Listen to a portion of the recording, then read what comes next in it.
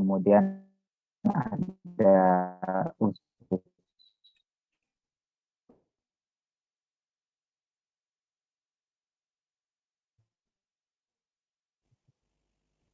kuadran kanan atas atau biasa disebut dengan right upper quadrant atau RUQ ya. Jadi kuadran kanan atas di sini terdiri dari yang pertama adalah liver atau hati, kemudian ada gallbladder atau biasa disebut dengan kantong empedu, kemudian ada duodenum atau usus 12 jari ya. Kemudian ada right kidney atau ginjal sebelah kanan, kemudian yang keenam adalah hepatic flexure of colon ya, atau flexura hepatis usus besar, kuadran kanan atas. Selanjutnya yaitu right lower quadrant atau biasa disingkat dengan RLQ. Di sini kuadran kanan bawah ya, terdiri dari sekum, kemudian yang kedua ada appendix, dan yang ketiga ada kolon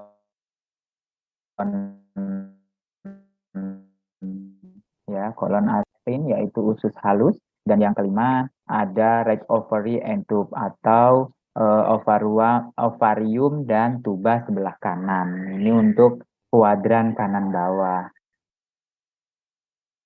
Selanjutnya yaitu left upper quadrant atau LUQ. Di sini terdiri dari yang pertama adalah liver atau hati, kemudian yang kedua adalah plain ya, yaitu limfa, yang ketiga pankreas, dan yang keempat adalah left kidney atau ginjal sebelah kiri.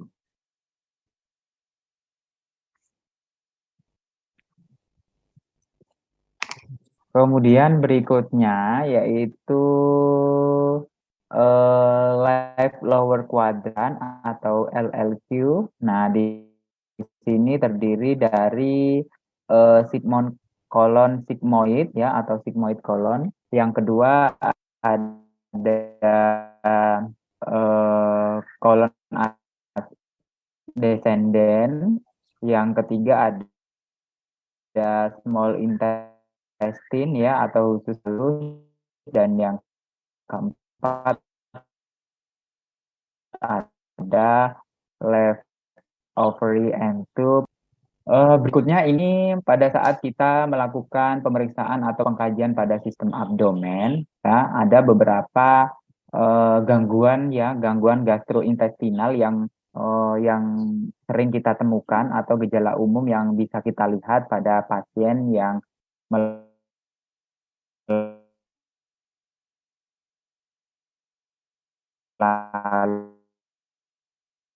mengalami gangguan pada abdomen ya. Yang pertama adalah gastrointestinal disorder. Nah, ini adalah gangguan gastrointestinal. Gastrointestinal yang pertama atau anoreksia, yaitu gangguan pencernaan atau anoreksia. Yang kedua ada mual, kemudian vomiting atau muntah, dan hematemesis. Nah, yang ketiga abdominal pain, ini biasanya nyeri pada daerah abdomen. Yang keempat disfagia atau odinofagia. Yang kelima change in bowel function, perubahan fungsi pada usus. Dan yang keempat yang keenam ada embelit atau diare. Nah, yang terakhir adalah jaundice atau biasa disebut dengan penyakit kuning. Tuh. Yang kedua, pada gangguan kencing dan ginjal, urinary and renal disorder. Nah, ini biasanya ditemukan pada gangguan saat pasien biasanya kencing atau gangguan pada ginjal. Nah, yang pertama dia mengalami nyeri pada daerah suprapubik biasanya. Yang kedua ada disuria, kemudian ada urgensi atau masalah gangguan frekuensi ya, bisa frekuensi kencing, biasanya itu yang muncul. Yang ketiga ada penurunan aliran darah ya pada biasanya ini pada pasien pria. Kemudian yang keempat ada poliuri atau nokturia. Yang keenam ada urinary incontinence ya, atau inkontinensia urin. Berikutnya ada hematuri, kemudian ada sakit ginjal atau biasanya nyeri pada daerah pinggang, dan yang terakhir adalah kolik ureter. Nah, itu untuk gejala-gejala yang sering muncul pada pasien yang mengalami masalah pada abdomen. Nah, pada intinya untuk pemeriksaan abdomen ini sama ya dengan pemeriksaan fisik yang lainnya, tapi bedanya kalau pada abdomen ini pemeriksaan fisiknya terdiri dari cara inspeksi, kemudian ada auskultasi,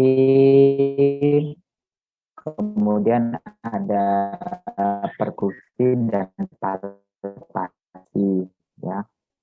Kenapa auskultasi harus dilakukan setelah kita melakukan inspeksi ya, diharapkan pada saat kita tujuannya auskultasi. Inspeksi, auskultasi, ini lokasi yang mengalami gangguan pada daerah abdomen, terutama lokasi nyeri. Jadi lokasi nyeri, beberapa lokasi yang sering kita temukan, yang pertama adalah di daerah sini deh, ini nyeri kuadran kanan atas, atau biasanya juga nyeri epigastrum dari percabangan biler dan hati. Kemudian yang kedua di daerah sini, nah ini nyeri epigastrium juga dari lambung, kemudian ada duodenum atau pankreas.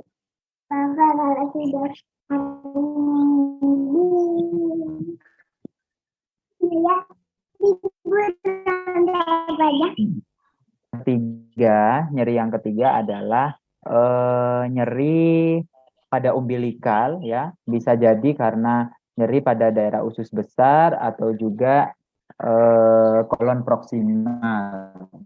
Ya, ini daerah nyeri yang ketiga.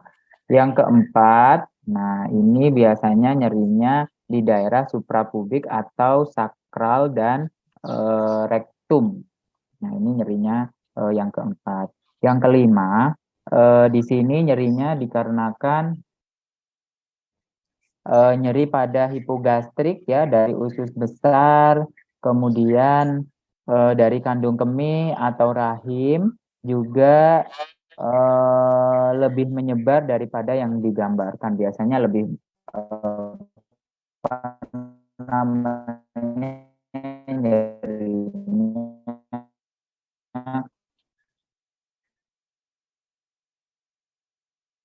nyerinya biasanya dia lebih ini apa namanya, lebih lebar. Yang pertama yang harus kita lakukan pada saat kita melakukan pemeriksaan abdomen ya, yang pertama adalah inspeksi.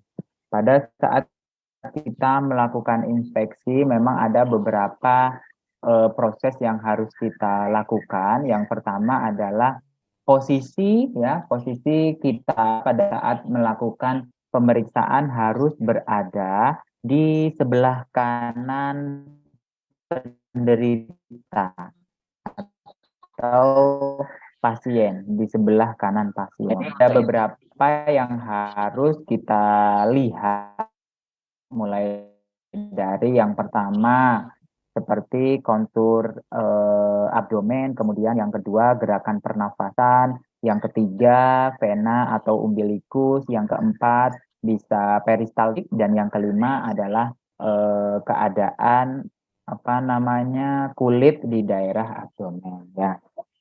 Oke.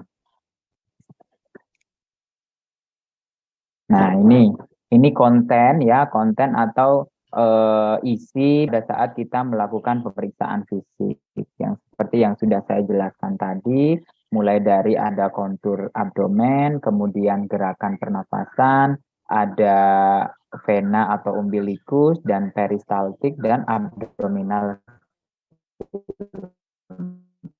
ya, yang pertama adalah kita bahas dulu eh, tentang kulit. Nah, pada saat kita melakukan pemeriksaan kulit di daerah abdomen, yang perlu kita perhatikan adalah tinggi dinding perut banding dengan dinding pelebaran vena itu kita lihat. Kemungkinan yang bisa ditemukan biasanya adanya stray, kemudian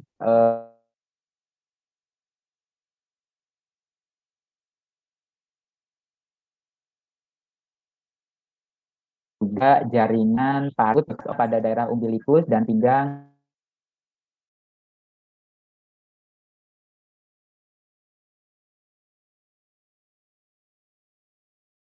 Bagaimana bentuknya.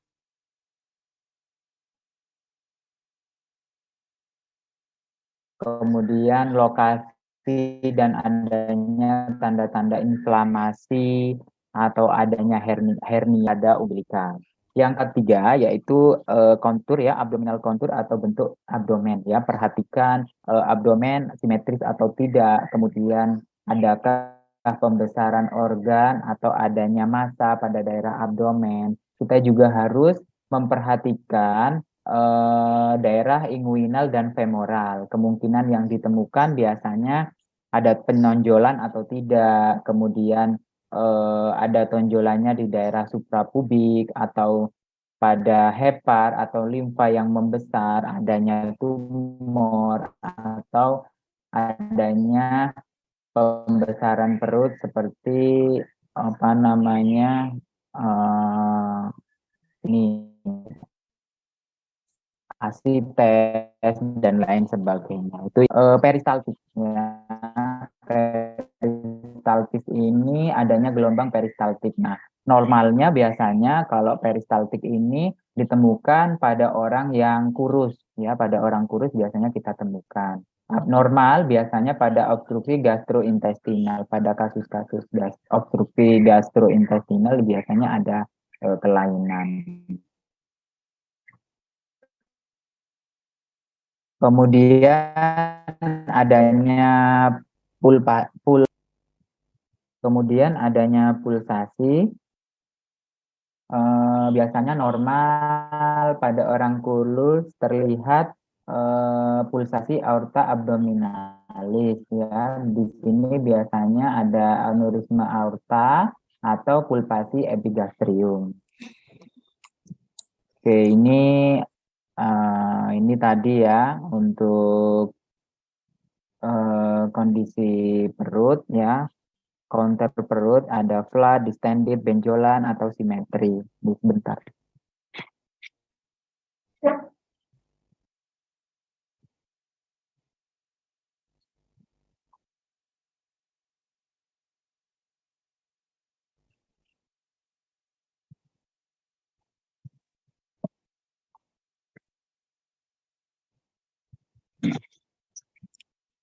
Oke, yang bisa kita lihat di sini untuk counter pada daerah abdomen, bagaimana ya flat, adanya datar, kemudian ada distended, ada benjolan, simetris atau tidak. Jika ada asites, nah penyebabnya apa? Apakah ada serosis serosis hati, atau ada gagal ginjal, kemudian ada gagal jantung, sindrom manofrotik atau malnutrisi. Nah, ini penyebab-penyebab distensi abdomen yang lain biasanya adanya obstruksi usus. Nah, yang kita lihat di sini biasanya lingkar abdomen, biasanya ada pembesaran. Yang kedua ada tumor masif, kemudian kehamilan, ada obesitas, dan vesika urinaria yang penuh.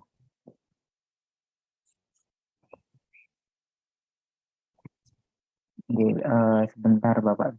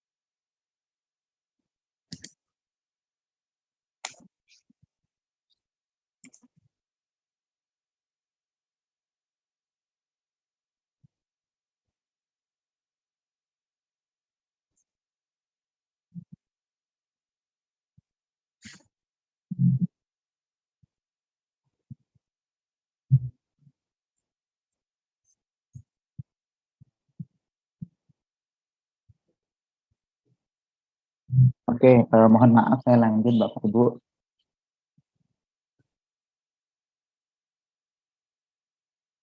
Oke, berikutnya adalah respiratory movement ya. Di sini pergerakan pernafasan biasanya ini kita lakukan pada saat kita melakukan pemeriksaan fisik pada anak-anak ya, bagaimana pernafasannya, gerak nafasnya ya. Kemudian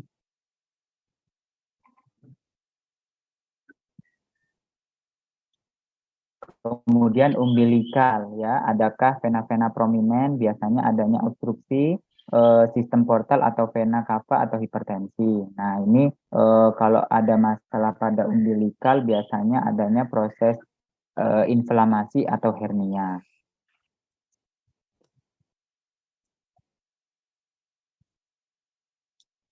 Oke, berikutnya adalah the skin of abdomen atau kondisi ya, kulit pada daerah abdomen. Yang pertama biasanya kita temukan adalah adanya erupsi kulit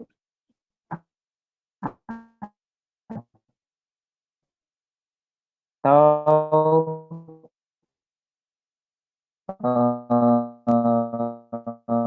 biasanya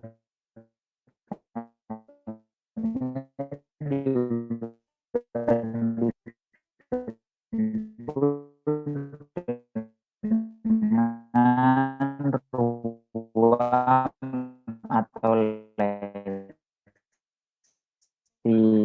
Nah, ini biasanya pada beberapa penyakit, terutama